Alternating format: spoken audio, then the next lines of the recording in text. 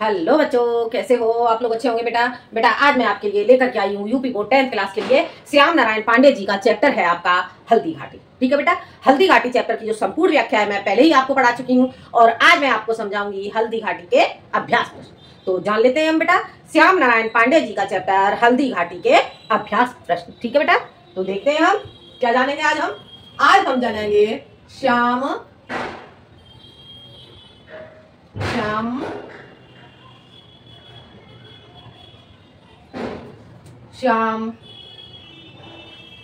नारायण पांडेय श्याम नारायण पांडेय का चैप्टर है आपका हल्दी घाटी। ठीक है बेटा, हल्दी घाटी के अभ्यास प्रश्न जानेंगे बेटा हम आज। क्या जानेंगे? अभ्यास प्रश्न।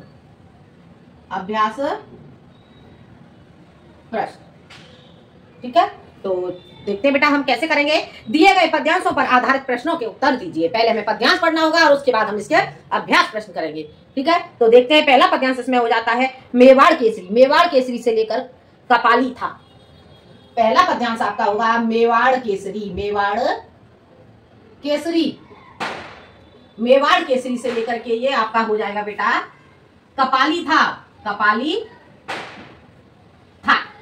ठीक है बेटा, ये हो जाता है आपका मेवाड़ केसरी से लेकर के कपाली तक के लिए। अब पहले हम इसके पद्यांश को पढ़ लेते हैं। क्या कहते हैं इसमें श्याम नारायण पांडे जी? मेवाड़ केसरी देख रहा केवल रणगान तमाशा था, वह दौड़ दौड़ करता था रणवह मान रक्त का प्यासा था, चढ़कर चेतक पर घूम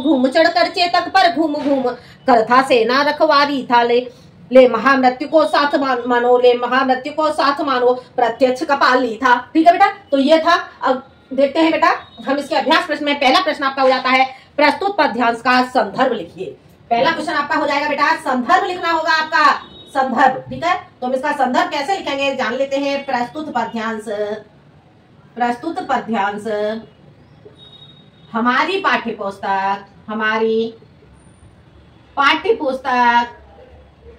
पाठ्यपुस्तक हिंदी के काव्य खंड के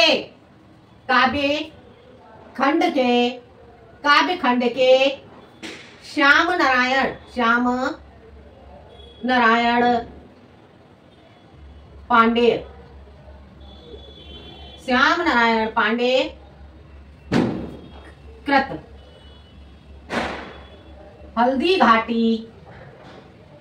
हल्दी घाटी शीर्षक से संग्रहित है। आगे समझ में क्या हो जाता है संदर्भ? प्रस्तुत पद्यांश हमारी पाठ्यपुस्तक हिंदी के काव्यखंड के श्याम नारायण पांडे कृत हल्दी घाटी शीर्षक से संग्रहित है। आगे बेटा समझ में ये क्वेश्चन हमारा हो जाता है। अब चलते हैं हम अगले क्वेश्चन की ओर। अगला क्वेश्चन है रेखांकित अंश की व्याख्या कीजिए। ये हमारा था बेटा आखंड। ठीक है, ये हमारा आखंड था और ये हो जाएगा हमारा बाखंड हमारा हो जाएगा रेखांकित अंश की व्याख्या। रेखांकित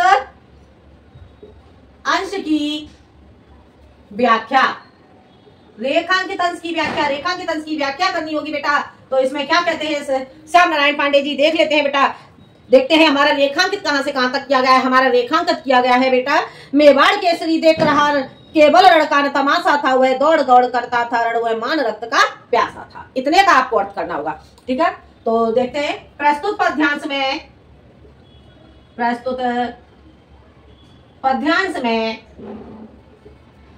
पद्यांश में पांडे जी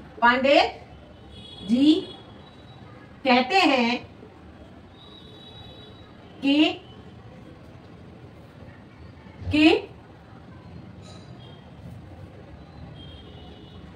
कि मेवाड़ का राजा महाराणा प्रताप मेवाड़ का राजा महाराणा प्रताप, इसे लिखेंगे मेवाड़ केसरी बेटा कहते हैं, केसरी कहते हैं शेर के लिए, मेवाड़ का शेर। ठीक है, मेवाड़ का शेर ऐसे ले लो, मेवाड़ का शेर महाराणा प्रताप मेवाड़ केसरी देख रहा, केवल रण का न तमाशा था। मेवाड़ का शेर महाराणा प्रताप केवल युद्ध भूमि में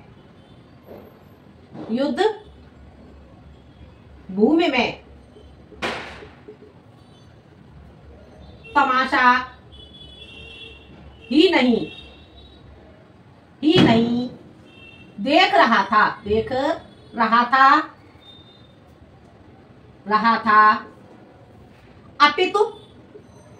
अपितु वह मान सम्मान, अपितु वह दौड़ दौड़ कर, अपितु वह रणभूमि में दौड़ दौड़ कर अपने मान सम्मान के लिए युद्ध कर रहा था।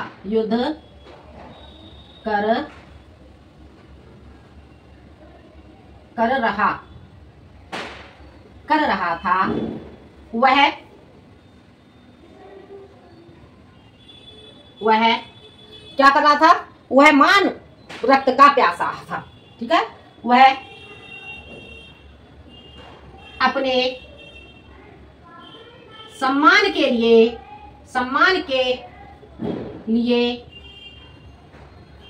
शत्रु सेना के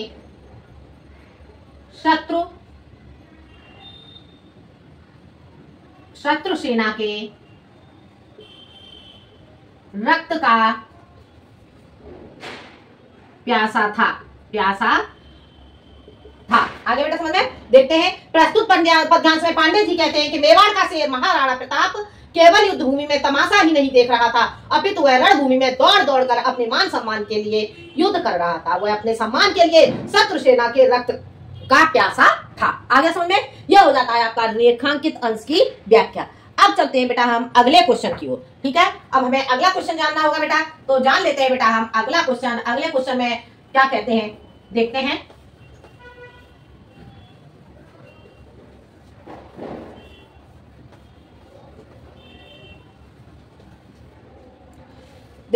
अगला क्वेश्चन है सा खंड में ए। सा खंड का बेटा ए करना होगा हमें। ठीक है, ए में क्या हो जाता है? पहला तमाशा देखना और रक्त का प्यासा होना, मुहावरे का अर्थ लिखिए। ठीक है, क्या करना होगा आपको? तमाशा देखना और रक्त का प्यासा होना, मुहावरे का अर्थ लिखिए। तमाशा देखना,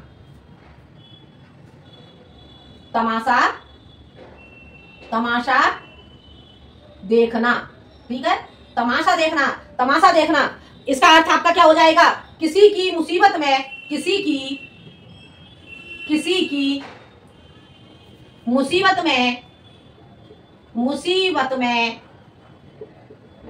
खुश होना। ठीक है बेटा, अगला आपका क्या हो जाता है? रक्त का प्यासा होना।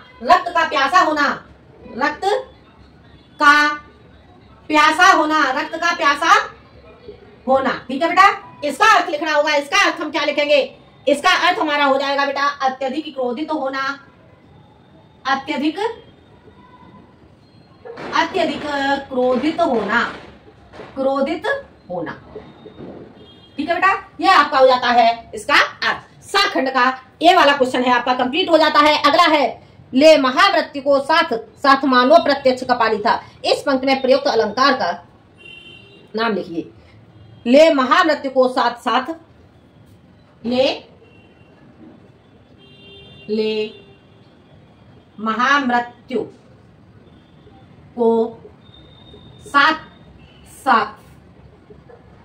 ले महामृत्यु को साथ मानो प्रत्यक्ष कपाली था। ठीक है, यह हो जाएगा आपका। ठीक है, कपाली था। इस पंक्ति में प्रयुक्त अलंकार का नाम लिखिए। ठीक है, इस पंक्ति में आपको अलंकार लिखना होगा। तो इस पंक्ति का अलंकार क्या हो जाएगा? इस पंक्ति में आपका कौन सा अलंकार है? मन मानो जन जानो में आपका उत्प्रेक्षा अलंकार हो जाता है। ठीक है, तो यहाँ पर आपको मन मानव प्रयोग किया गया है, तो यहाँ पर आपका हो जाएगा उत्प्रेक्षा अलंकार है। उत्प्रेक्षा उत्प्रेक्षा उत्प्रेक्षा अलंकार, उत्प्रेक्षा अलंकार है। ठीक है बेटा। क्वेश्चन आपका क्या था? ले महामृत्यु को साथ साथ मानो प्रत्यक्ष कपाली था। इस पंक्ति में प्रयुक्त अलंकार का नाम लिखिए। तो ले महामृत्यु को साथ साथ मानो प्रत्यक्ष कपाली था, पंक्ति में उत्प्रेक्षा अलंकार है। कपाली था पंक्ति में, पंक्ति में। ठीक है बेटा, आपका उत्प्रेक्षा अलंकार है। आगे बेटा समझ में अगला क्वेश्चन देखते हैं। मेवाड़ केसरी किसे कहा गया है तथा वह मान सिंह पर रक्त का प्यासा बनकर क्यों टूट पड़ा? ठीक है, मेवाड़ केसरी किसे कहा गया है? सी मेवाड़ केसरी, मेवाड़ केसरी, मेवाड़ केसरी अर्थात मेवाड़ का शेर महाराणा प्रताप को, महाराणा प्रताप को कहा गया है, कहा गया है। ठीक है, आगे क्योंकि अब आगे क्या है? किसे कहा गया है? महाराणा प्रताप को, तथा वह मान सिंह के रक्त का प्यासा बनकर क्यों टूट पड़ा। ठीक है, तो इसमें लिखोगे क्योंकि, क्योंकि मान सिंह ने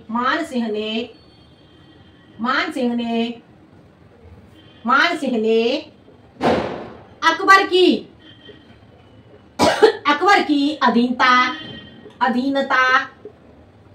स्वीकार कर ली थी। आगे बेटा समझ में, कर ली थी। वह मान सिंह राणा प्रताप के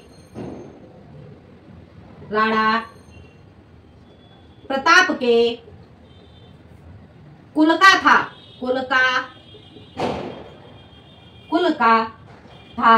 ठीक है, कुल का था, इसलिए राणा प्रताप मान सिंह के रक्त का प्यासा बनकर टूट पड़ा।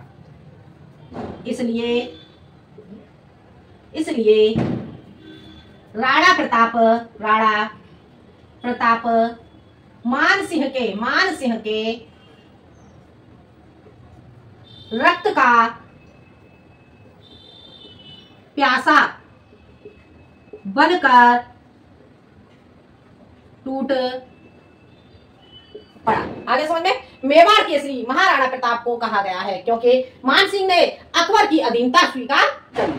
ठीक है, क्योंकि मान सिंह ने अकबर की अधीनता स्वीकार कर ली थी, वह मान सिंह राणा प्रताप के कुल का था, इसलिए राणा प्रताप मान सिंह के रक्त का प्यासा बनकर टूट पड़ा। ठीक है बेटा, तो आगे समझ में आपको ये क्वेश्चन आपको समझ में आ गया होगा। अब हम चलते हैं बेटा अगले पदखंड की ओर। ठीक है, अगले पदखंड की ओर चलते हैं बेटा।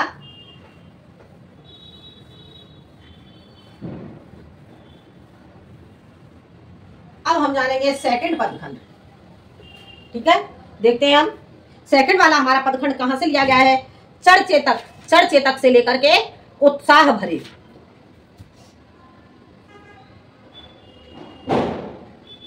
चढ़ चेतक, उत्साह भरे। ठीक है, अब हम जानेंगे बेटा, इसे देख लेते हैं, हम इसे एक बार इसे हम पढ़ लेते हैं। चढ़ चेतक पर तलवार उठा रखता था भूतल पानी को, राणा प्रताप सिर काट काट करता था सफल जवानी को। और आगे क्या कहते हैं?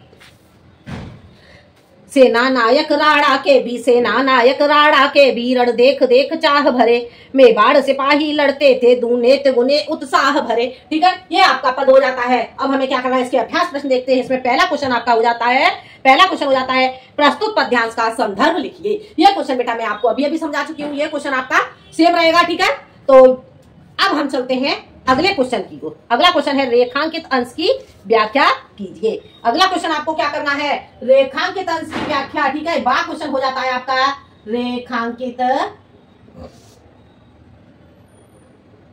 अंश की व्याख्या। रेखांकित अंश की व्याख्या करनी होगी बेटा। ठीक है, तो हम जान लेते हैं रेखांकित अंश की व्याख्या। रेखांकित अंश की व्याख्या हमारी कहां तक की गई है? चढ़ चेतक पर तलवार उठा रखता था भूतल पानी को, राणा प्रताप सिर काट काट करता था सफल जवान। ठीक है बेटा, ये आपका हो जाता है। और बस इसी का हम अर्थ करेंगे। तो प्रस्तुत पद्यांश में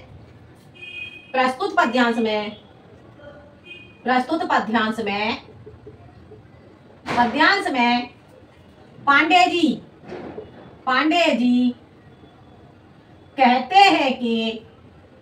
कहते हैं कि क्या कहते हैं, चढ़ चेतक पर तलवार उठा रखता था भूतल पानी को, राणा प्रताप सिर काट काट करता था सफल जवानी को। तो प्रस्तुत पद्यांश में पांडे जी कहते हैं कि महाराणा प्रताप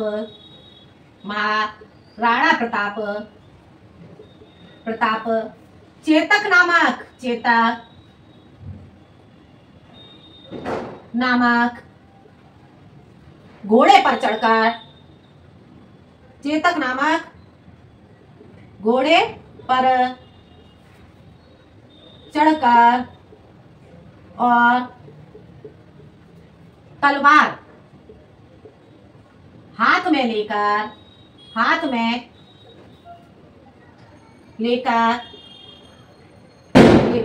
तलवार हाथ में लेकर क्या कहा गया है, राणा प्रताप सिर काट काट शत्रु सेना का संहार करते हुए, हाथ में लेकर शत्रु सेना का सिर काट काट कर अपनी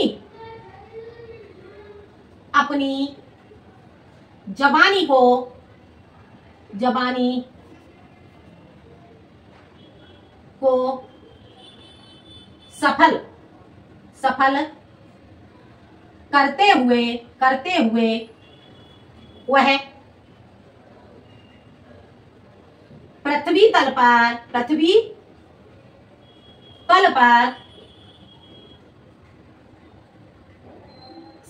तल पर पानी के समान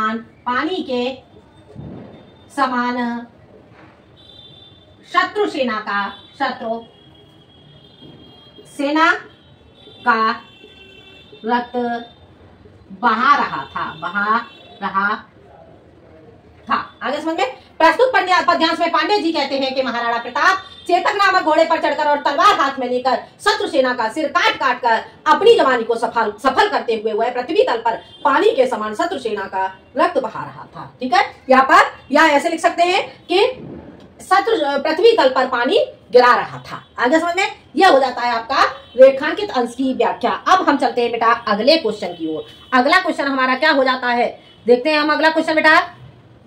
उपर्युक्त पद्यांश में किस योद्धा का वर्णन किया गया है, तो ये हमारा हो जाएगा साखंड का ए। ठीक है, साखंड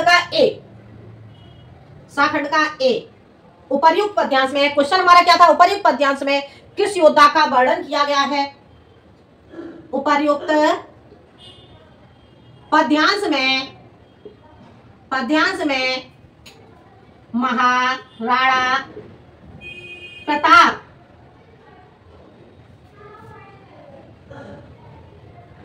के साहस का वर्णन किया गया है,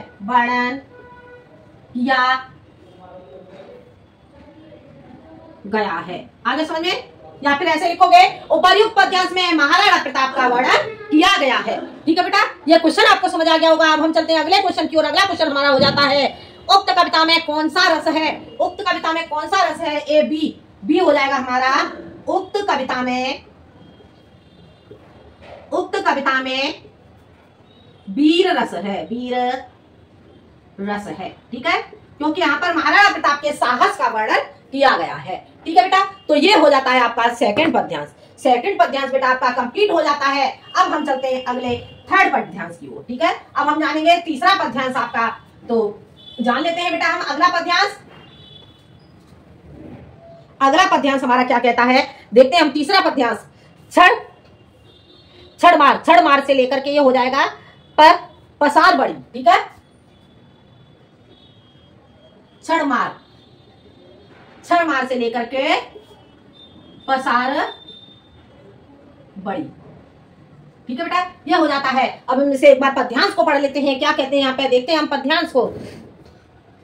छड़ मार दिया कर कोड़े से, छड़ मार दिया कर कोड़े से, रण किया उतर कर घोड़े से, राणा प्रताप कौशल दिखा दिखा, राणा प्रताप कौशल दिखा दिखा, चढ़ गया उतर कर घोड़े से, चढ़ गया उतर कर घोड़े से, छड़ भी चढ़ हलचल, छड़ भी चढ़ हलचल, मचा मचा, राणा कर की तलवार, तलवार बड़ी, या सोर रक्त पीने का यह, रणचंडी जीभ पसार बड़ी। ठीक है बेटा, तो यह हो जाता है आपका पद्यांश। अब हमें इसके क्वेश्चन देखने होंगे। पहला क्वेश्चन हो जाता है इसका, उपर्युक्त पद्यांश का संदर्भ लिखिए। यह क्वेश्चन आप लोग कर ही लोगे, यह क्वेश्चन मैं आपको समझा चुकी हूं।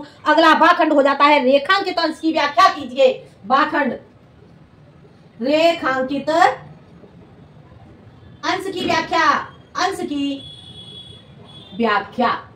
ठीक है बेटा, रेखांकित अंश की व्याख्या करनी होगी। तो यह क्वेश्चन हम रेखांकित देख लेते हैं, हमारा कहां से कहां तक किया गया है। छड़ भीषण हलचल मचा मचा, राणा प्रताप की तलवार बड़ी, या सोर रक्त पीने का यह, रणचंडी जीभ पसार बड़ी। तो इसे हम कैसे लिखेंगे, छड़ भीषण हलचल मचा मचा। प्रस्तुत पद्यांश में, प्रस्तुत पद्यांश में, प्रस्तुत पद्यांश में पांडे जी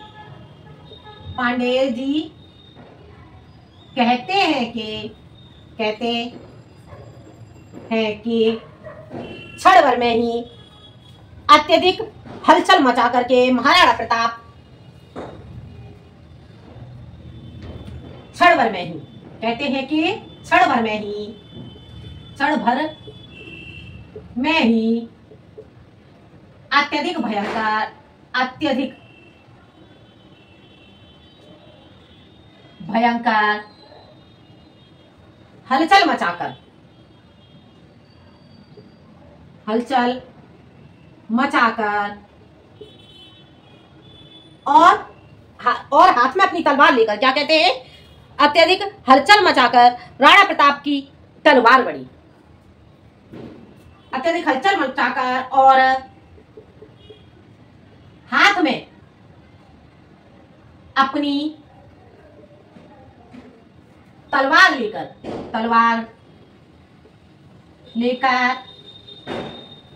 राणा प्रताप आगे बढ़े। राणा प्रताप इस प्रकार आगे बढ़े और उनकी तलवार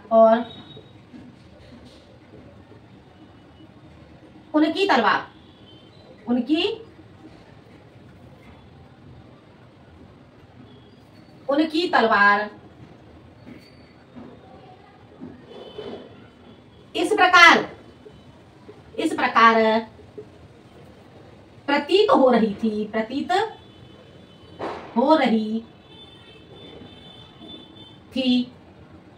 जैसे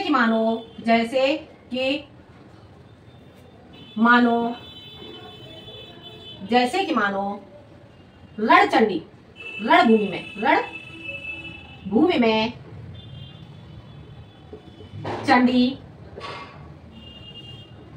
चंडी ने शत्रु सेना का रक्त पीने के लिए अपनी जीभ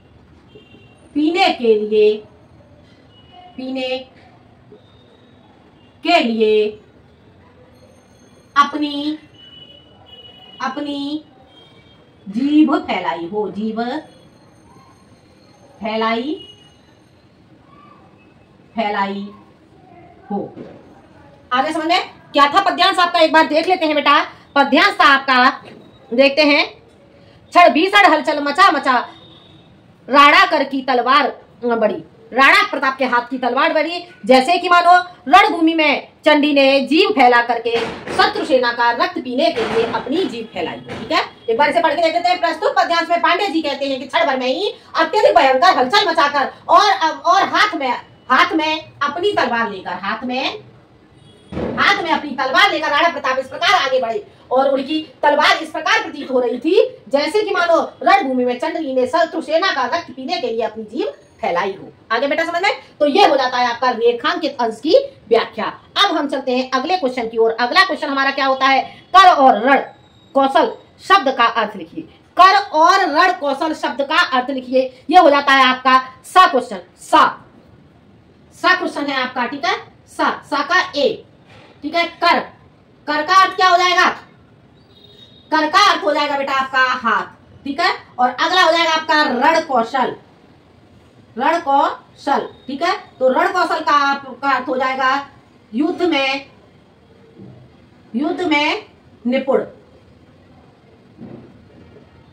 निपुण, ठीक है। युद्ध में निपुण, ठीक है। ऋण कौशल का क्या हो जाएगा?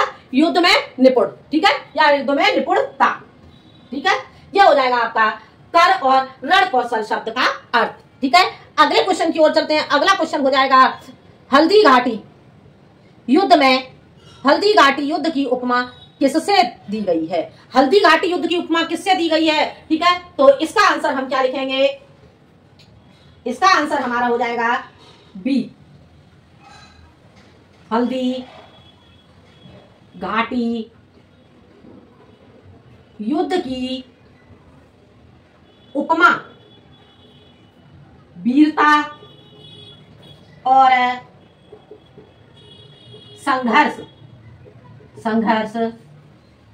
की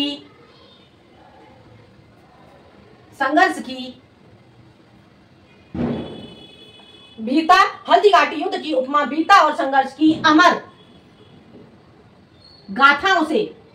गाथाओं से दी गई है। आगे समझ में? हल्दी घाटी युद्ध की उपमा किससे दी गई है? हल्दी घाटी युद्ध की उपमा वीरता और संघर्ष की अमर गाथाओं से दी गई है। आगे बेटा समझ में? यह क्वेश्चन आपको समझ में आ गया होगा। अब हम बढ़ते हैं अगले क्वेश्चन की ओर, ठीक है बेटा। अगला पदखंड जानेंगे बेटा हम। यह तीसरा पदखंड आपका कंप्लीट हो जाता है, तो अब हम जानेंगे अगला पदखंड, ठीक है।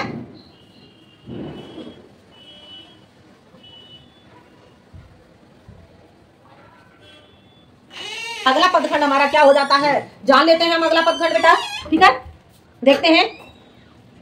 वह हाथी से लेकर के ये हो जाएगा रोक दिया, ठीक है। वह हाथी, ठीक है। वह हाथी से लेकर के हो जाएगा आपका रोक दिया, ठीक है। अब हम एक बार इस पदखंड को पढ़ लेते हैं। क्या कहते हैं यहाँ पर? यह पदखंड में आपका कहा गया है वह हाथी दल पर टूट पड़ा। क्या कहते हैं? देखते हैं बेटा हम इसे, ठीक है। क्या कह रहे हैं यहाँ पे? वह हाथी दल पर टूट पड़ा, मानो उस पर पग छूट पड़ा, कट गई वेग से भूमि ऐसा, कट गई वेग से भू ऐसा, सोड़ित का नाला फूट पड़ा, जो साहस कर बढ़ता उसको केवल कटाक्ष से टोक दिया, जो वीर बना नव बीच फेंक बरछे पर उसको टोक दिया। अब यहाँ पर बेटा हमें देखना होगा हमारा रेखांकित कहाँ से किया गया है। इसमें पहला क्वेश्चन आपका क्या हो जाता है? पहला क्वेश्चन होता है आपका उपर्युक्त पद्यांश का संदर्भ लिखिए। यह क्वेश्चन आप लोग कर ही लोगे, क्योंकि यह क्वेश्चन मैं आपको पहले समझा चुकी हूँ। अगला क्वेश्चन है रेखांकित अंश की व्याख्या कीजिए, ठीक है। भाखंड रेखांकित अंश की व्याख्या, रेखांकित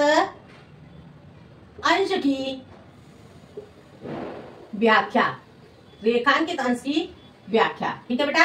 तो इसे हम कैसे करेंगे जान लेते हैं। रेखांकित अंश की व्याख्या, तो इसमें लिखेंगे प्रस्तुत पद्यांश में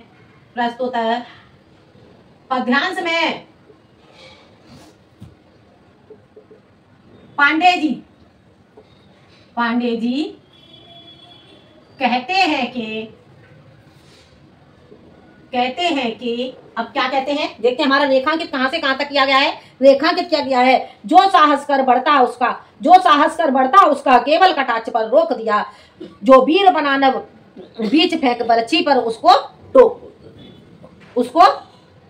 रोक दिया, ठीक है बेटा। तो देखते हैं प्रस्तुत पद्यांश में पांडे जी कहते हैं कि जो साहसी बनकर आगे बढ़ता उसको कहते हैं कि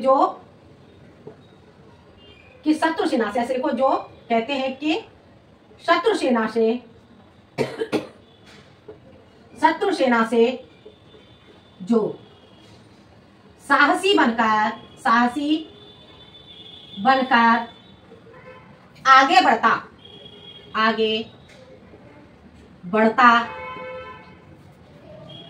उसे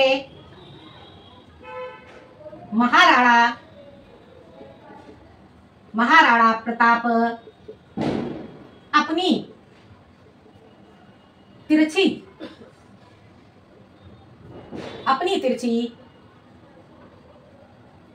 दृष्टि से ही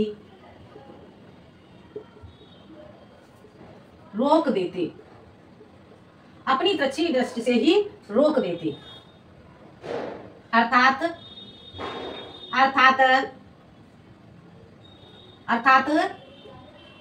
जो साहसी बनता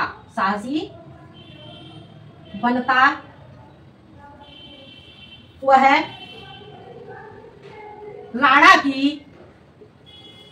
राणा की तिरछी दृष्टि देखकर डरकर भाग जाता। और आगे क्या कहते हैं, आगे जान लेते हैं। आगे क्या कहते हैं, देखो, तिरछी दृष्टि से भाग जाता और जो वीर बना नभ बीच फेंक, और जो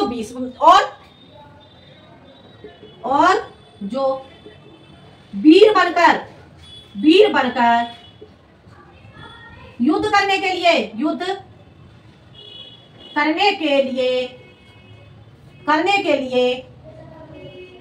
आगे बढ़ता उसे अपने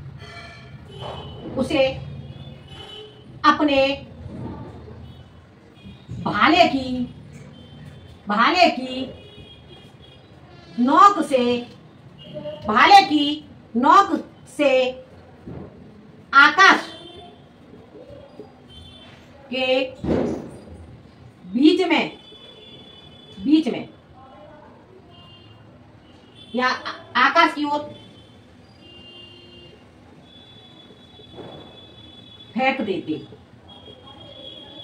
ठीक है, क्या कहा गया है, देखो आगे की दो पंक्तियों में एक बार फिर से देख लेते हैं। जो वीर बना नभ बीच फेंक, बरछे पर उसको रोक दिया। ठीक है, तो क्या प्रस्तुत पद्यांश में पांडे जी कहते हैं कि शत्रु सेना से जो साहसी बनकर आगे बढ़ता उसे महाराणा प्रताप अपनी तिरछी दृष्टि से ही रोक देते। अर्थात जो साहसी बनता वह राणा प्रताप की तिरछी दृष्टि को देखकर डरकर भाग जाता, और जो वीर बनकर युद्ध करने के लिए आगे बढ़ता उसे अपने भाले की नोक से आकाश के बीच में फेंक देती। ठीक है बेटा, तो यह हो जाता है रेखांकित अंश की व्याख्या। अब हम चलते हैं अगले क्वेश्चन की ओर। अगला क्वेश्चन हमारा क्या है, उपर्युक्त पद्यांश में कौन सा रस प्रयुक्त हुआ है। ठीक है, उपर्युक्त पद्यांश में कौन सा रस प्रयुक्त हुआ है, साखंड। उपर्युक्त पद्यांश में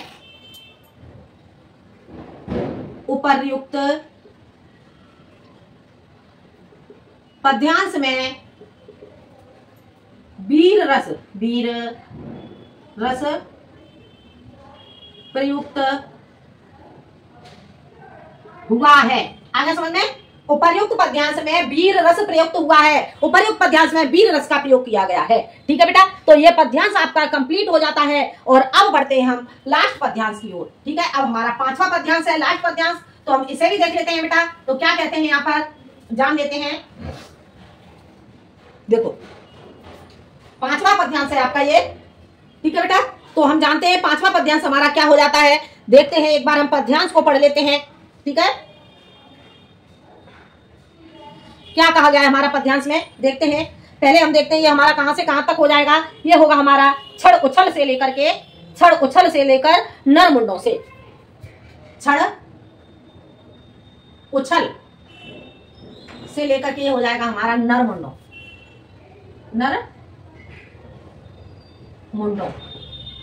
ठीक है, नरमुंडों तक हो जाएगा। ठीक है, नरमुंडों से।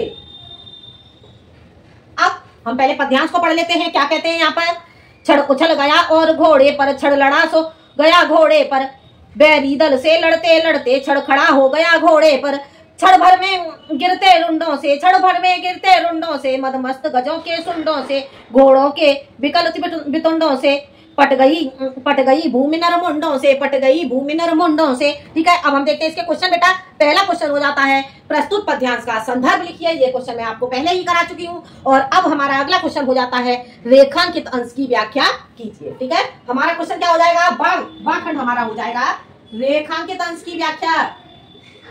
रेखांकित अंश की व्याख्या, अंश की व्याख्या। ठीक है बेटा, रेखांकित अंश की व्याख्या करनी होगी हमें। तो ये हमारा क्वेश्चन कैसे होता है बेटा, जान लेते हैं बेटा हम रेखांकित अंश की व्याख्या। देखते हैं रेखांकित हमारा कहां से कहां तक किया गया है। तो ये हमारा रेखांकित किया गया है बेटा, छड़ उछल गया अरे घोड़े पर, छड़ लड़ा सो गया घोड़े पर, बैरी दल से लड़ते लड़ते छड़ खड़ा हो गया घोड़े पर, छड़ भर भी। प्रस्तुत पद्यांश में, प्रस्तुत पद्यांश में, प्रस्तुत पद्यांश में पांडे जी कहते हैं कि प्रस्तुत पद्यांश में पांडे जी कहते हैं कि छड़ उछल गया हर घोड़े पर, छड़ भर में ही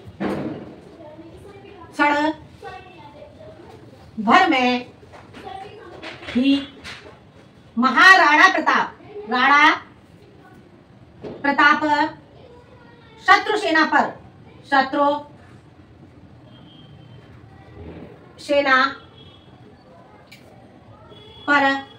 कूद पड़ते। ठीक है, और आगे क्या कहा गया है, छड़ उछल गया अरे घोड़े पर, शत्रु सेना के घोड़े पर कूद पड़ते। ठीक है, और छड़ लड़ा सो गया घोड़े पर, शत्रु सेना के घोड़े पर। ठीक है, घोड़े पर कूद पड़ते और क्षण भर में ही, और क्षण भर में ही उसे घोड़े पर ही सुला देते। ठीक है, अर्थात उसे मृत्यु के घाट उतार देते। और आगे क्या कहा गया है, घोड़े पर छड़ लड़ा सो गया घोड़े पर, बैरी दल से लड़ते लड़ते खड़ा हो गया घोड़े पर, और शत्रु सेना से लड़ते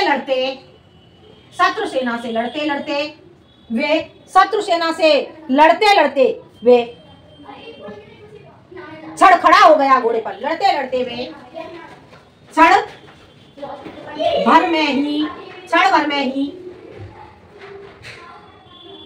घोड़े पर ही क्या कहा गया है, घोड़े पर ही छड़ खड़ा हो गया घोड़े पर, क्षण भर में ही घोड़े पर खड़े हो जाते। आगे समझ में, एक बार फिर से देख लो। प्रस्तुत पद्यांश में पांडे जी कहते हैं कि क्षण भर में ही महाराणा प्रताप शत्रु सेना के घोड़े पर कूद पड़ते और क्षण भर में ही उसे घोड़े पर ही सुला देते, और शत्रु सेना से लड़ते लड़ते वे क्षण भर में ही घोड़े पर ही खड़े हो जाते। आगे बेटा समझ में, ये हो जाता है आपका रेखांकित अंश की व्याख्या। अगला रुंड और मुंड वितुंड। रुंड और वितुंड शब्द का अर्थ लिखिए।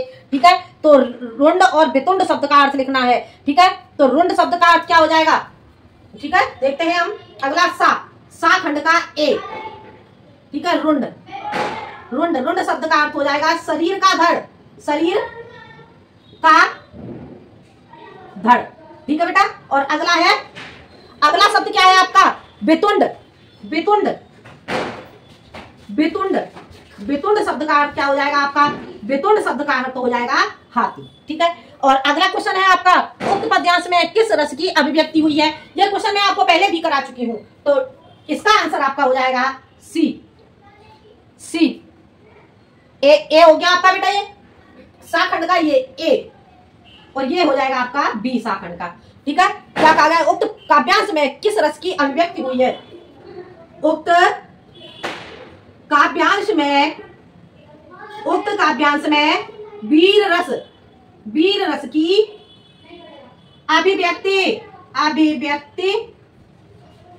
अभिव्यक्ति हुई है। आगे बेटा समझ में, उक्त पद्यांश में किस रस की अभिव्यक्ति हुई है, उक्त पद्यांश में वीर रस की अभिव्यक्ति हुई। ठीक है बेटा, समझ आ गया। तो ये था आपका श्याम नारायण पांडे जी का चैप्टर हल्दी घाटी के अभ्यास प्रश्न बेटा आपको समझ में आ गए होंगे। तो ये वीडियो बेटा आपको पसंद आए तो लाइक करें, शेयर करें और सब्सक्राइब करें। आज के लिए इतना ही, मिलते हैं हम अगले वीडियो में एक नए टॉपिक के साथ। जब तक के लिए धन्यवाद।